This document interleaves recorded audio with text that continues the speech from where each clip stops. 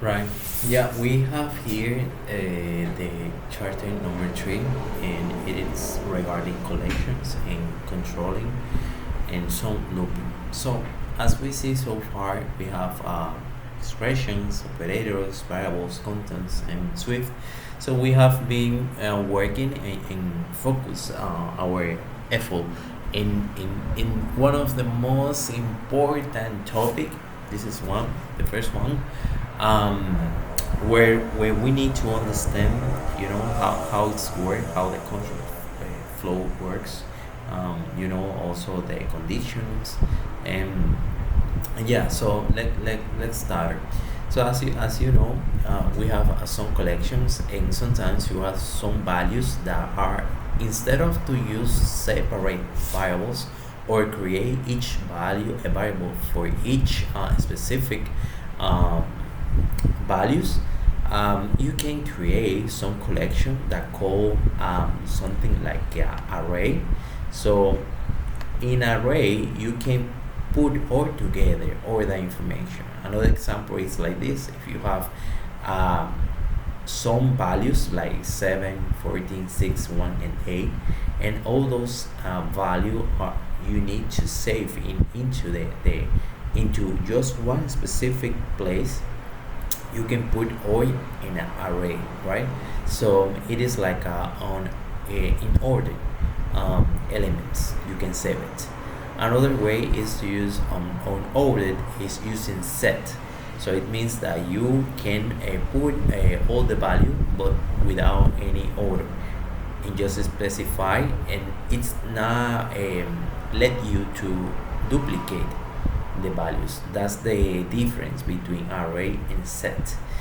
And finally, the dictionary is another way to do the things. But suppose that here you have some key values, and those key values are set exactly like a place. Suppose that the 0, 1, and 2 are place. So all the place of 7 is 0, and the place of 7 is the place of 1 is 14. So you have you can name the places, right?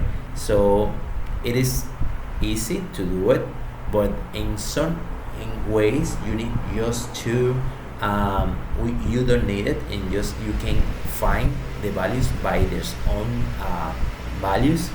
And you in here you have another options to work with collections of values with token or any key. So instead of, if you are going to save age, so suppose that Tom has his age is 1, and for Bob is 7, 14 is 9. So you don't have to specify or create another variables. Just in one you have two values, and you can save time and also code. Here you can see cat, and see how it's work. You can save the values here and in array, and iterate into it, right? And it's so easy to do it. Like you have those value in its display. You can also remove by those place name.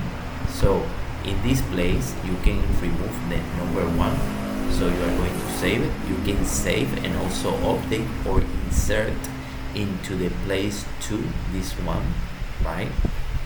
And also you can edit by this way. Just specify the place name. And yeah, there's many things in way that you can save values, right? So another way that you can do the things here is ingredients. You have some collections of ingredients, and you can also count it, right? And you can see and also check or ask if those values are empty. If are empty, means that doesn't have any values. You can see and also use built-in functions that call max and min, right? So So far, we have been seeing how collections and element in some. At the same time, you can create array for integer, also string, boolean, etc. Like another language. If you are new in those things, you can also use the index um, to store many values or elements, into it in type. You can also remove and reorder. You can also use an array, remove by index, right? You can also append into the end with the built-in functions, and the elements that you can insert between two and other elements, you can put it there. You can also count it, and you can also list all those values. Remember that as we talked previously, we can use a set and of or on ordered values. So it means that you are going to save the value, and you can just call it and specify their own values, and call also by their own value. You don't need any index, so you can just specify it and you are going to use it. One thing that it's set has is no let duplicate, so it's super important to do it right. So you have here another example that you have the favorite and also the index, and see how you append and also insert and remove one and put in the 5 elements, right? And finally, the dictionary, it's a so similar way to save the data, but with a token. With instead of the use index, you can use some key. So to specify, for example, what is the distance between those places. For example, the restaurants in Paris is 6 kilometers close to me, or another local or another store called Marina, it's 10 kilometers by me. And Tim, my friends, live in 9 kilometers difference by me. And John is living a little bit far from me. So there's are many cases where you can implement those values. So pay attention here the way as you can create and also initiate a dictionary. So you can initiate and create a dictionary, just creating an empty value, right, without anything.